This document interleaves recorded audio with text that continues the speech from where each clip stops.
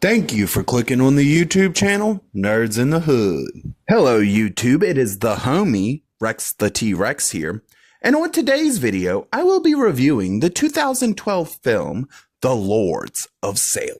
The film's plot synopsis is, radio DJ Heidi is sent a box containing a record, a gift from the Lords. The sounds within the grooves trigger flashbacks of her town's violent past.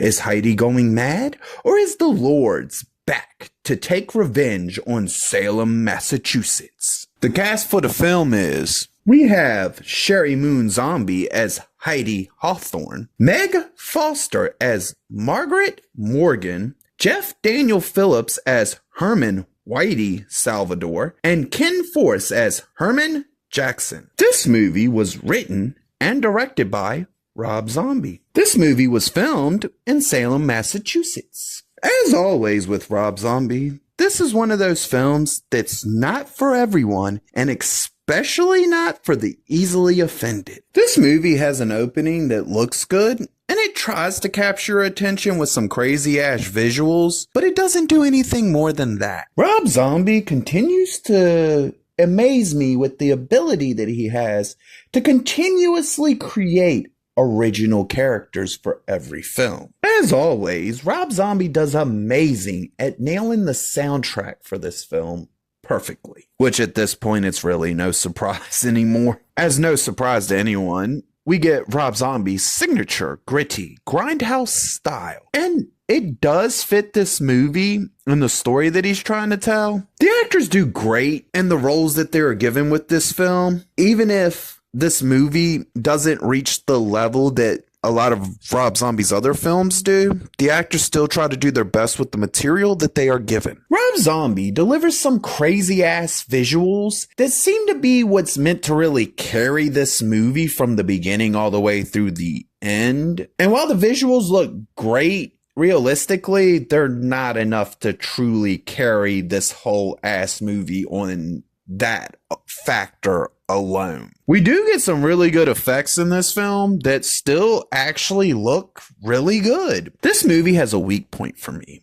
and that's the story, which is sad because the story is the backbone of the movie. It's the thing that makes the movie work. It's the thing that gets you from the beginning to the end. And for this film, there's a few places where it kind of drags a little bit. There's a few places where it just doesn't deliver on the level that you've come to expect from Rob Zombie. And realistically, while the movie is not the worst thing I've ever seen, it is for me probably the weakest movie that Zombie has directed and written so far out of everything that he's done. Rob Zombie, who seriously, I still believe this man has an unlimited amount of talent in him, tries his hand at doing a witchcraft style story.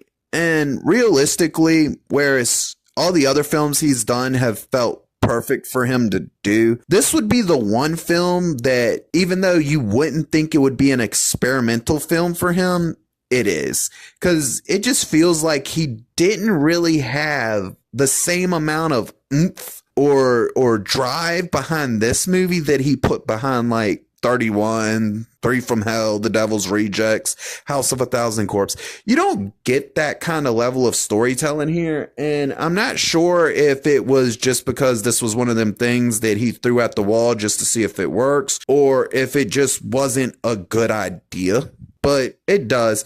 It's one of them things that when you do see the movie and you realize that it's not up to snuff or up to the quality of the previous films, you sit there and you're a little bit disappointed at it. With this movie having several batshit crazy moments, you would think that the movie would be a lot more entertaining than it actually was.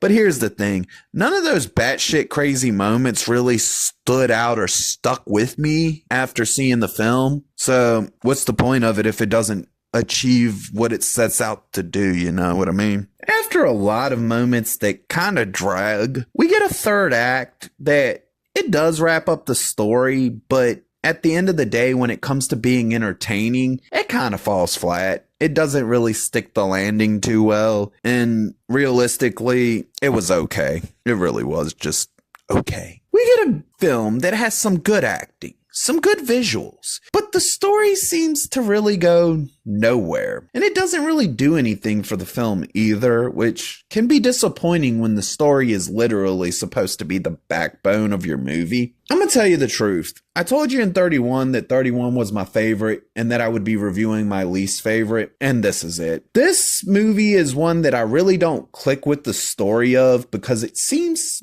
boring almost and drags in several places. But it doesn't take away from the fact that realistically at the end of the day, you got your basic movie that's basic amounts of entertainment, and it might entertain you and you might like it a shit ton. It was just an average film. And realistically, at the end of the day, I don't expect me to like every movie that a specific director does. There's always going to be at least one movie in their filmography that I probably won't like or isn't part to my taste. And for Rob Zombie, it's this film. And I mean, realistically, I can't really say too much about it because the movie's just okay. I mean, with Rob Zombie's unlimited talent and potential, you would expect more, but we got an okay film. So at the end of the day, that's what it is. The movie is what it is. So why don't y'all tell me what y'all's least favorite film is in the comment section below? And what is your favorite film? I would love to see what y'all have to say. This film receives the rating of,